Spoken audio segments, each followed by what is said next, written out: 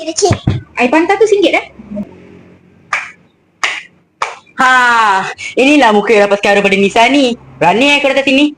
Syasha, dah lama tak nampak. Tak keluar Khairul ke hari ni? Aku datang beli barang. Tak sangka pula orang sibuk hal aku. Bukan sibuk, cuma pelik. Ramai perempuan suka barang diskaun, tapi kau suka barang orang. Aku tak nampak siapa-siapa. Dia yang datang ke aku. Noah, kau buat apa dekat dengan dia? Relax lah, babe. Aku tengah ajar dia. Beza barang kat orang dengan barang kat awam, babe. Kau tiba je. Kau tanyalah Khairul.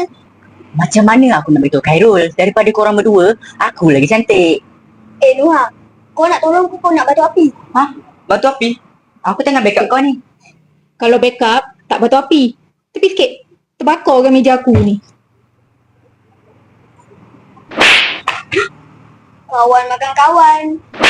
Sia-sia je aku cik pasal dengan kau. Khairul aku punya.